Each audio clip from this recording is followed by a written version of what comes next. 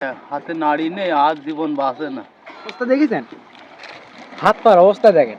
এ যদি দেখেছেন যেন মাংস যারা পয়সে গেছে, কারণ মাছ খুব সুন্দরে আমরা মাছ ধরা এসেছি। এই মাছগুলো আমরা যদি না ধরি ভাই আমাদের সমস্যা খুব, ঠিক আছে? আমরা তো বেতনভুক্ত কর্মচারী, আমরা এই মাছগুলো ধরে কিনারায় দিই। কিনারায় দিলে আমাদের মহাজন সে মাছগুলো শুটকি করে সেখান থেকে অল্প কিছু সীমিত টাকা পয়সা আমাদের দেয়, দিলে আমাদের ফ্যামিলির কাছে পাঠায়, তারাই চলে। আর আমরাও এদের মানে মহাজনের কাছ থেকে টুকটাক নিয়ে চলি। আর এই চা তৈরি হচ্ছে, মানে সকাল থেকে খাওয়া না তো, মানে আজ জীবন চলছে না আমাদের আর কি, ঠিক আছে? ঢিক ঢিক ঢিক ঢিক করে চলতেছে, কি করা যাবে বুঝলেন? আসলে অনেক পরিশ্রম করি ভাই।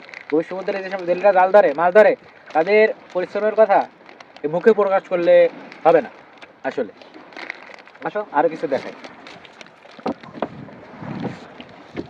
আমরা কিন্তু কাঠে রান্না করি, ঠিক আছে?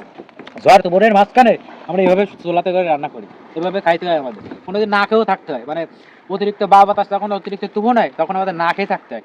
কি করা ভাই, আমাদের জীবনযাপন এরকমই, ঠিক আছে? মানে মানে এই যে মাছ দেখেছেন, মাছ কিন্তু অল্প, ঠিক আছে?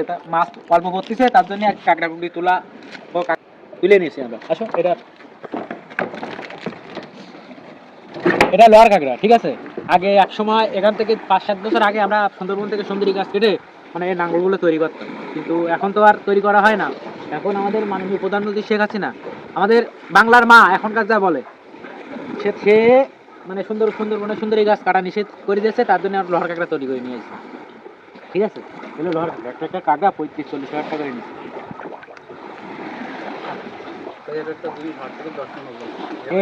একটা জিনিস মানে একটা নদী থেকে ফেলানো হলে একটা কাঁকড়া তুলতে প্রায় 3 ঘন্টা করে লাগে। 3 ঘন্টা পরিশ্রম করে সকাল 7টা থেকে আর এখন 5টা বাজে, সেই 1000-এ আমরা কষ্ট করছি। মানে কষ্ট, মানে হাত পার অবস্থা দেখেছেন, হাত পার অবস্থা দেখেন। এ যদি দেখেছেন যেন মাংস যারা পয়সে গেছে, এই মাংস যারা পয়সে গেছে নতুন করে আবার গজ হচ্ছে। এতটা হাতে সব এতটা পরিশ্রম করলে যে হাতের অবস্থা এরকম হয়, আপনারা বুঝতে পারবেন না ভাই, ঠিক আছে? আমাদের দুঃখের কথা, আমাদের দুঃখ বেদনার কথা আপনারা কখনো বুঝতে পারবেন না, ঠিক আছে? এসে গেলে বেড়ায় মানুষ মনে করে সুন্দরবন জেলেরা খুব ভালো, এদের মাছ মারে, এরা সুখের কামায়, এদের মানে সুখে শান্তিতে ইনকাম করে, কিন্তু আমরা যে কতটা পরিশ্রম করি এটা কেউ ভাবে না। আসলে যারা মানে বাংলাদেশের একমাত্র প্রাণকেন্দ্র সমুদ্র সৈকত, এখানে হাজারো দেশ বিদেশের মানুষ এখানে ভ্রমণ করতে আসে আর আমাদের কাছ থেকে শুটকি মাছ কিনে নিয়ে যায়। কিন্তু এরা কখনো জানে না যে গভীর সমুদ্রে যে মাছগুলো আমরা সংগ্রহ করে নিয়ে আসি, সেই মাছগুলো গভীর সমুদ্রে যেসব জেলেরা মাছ ধরে কতটা কষ্ট করে মাছগুলো নিয়ে আসে, এগুলো কেউ জানতে চায় না। আসলে ভাই যার কর্মে সেই ব্যস্ত, ঠিক আছে? আমাদের বিধাতা যদি আমাদের আরেকটা জন্ম সামনে যদি আরেকটা জন্ম পাই, আমরা এই সুন্দরবনে মাছ ধরার কাজে যেন আমাদের না নিয়ে আসে। দেশে দিয়ে কাগজ কুড়াবো, হাসি লাগতেছে ভাই, দেশে দিয়ে কাগজ কুড়াবো তবু সুখে থাকবো, কিন্তু এই মাছ ধরার কাজে যেন আমাদের না নিয়ে আসে।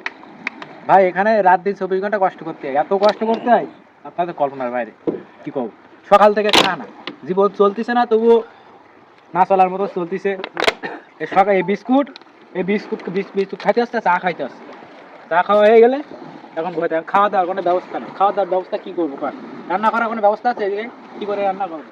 হালকা দুপুর আছে একটু পর আমাদের এই নাঙ্গল ফেলে জাল পাততে হবে, জাল পেতে আমাদের সেই জায়গায় মাছ মারতে হবে আমাদের। তাছাড়া কি করা কন ভাই? আমার ভাই দেখেন মানে খিদেতে কিভাবে বসে মানে অনেক খিদে লেগেছে আর কি, ঠিক আছে? ভাই কিছু বলো। কি আর বলবো ভাই, হাতে নাড়ি নেই, আজ জীবন বাঁচে না।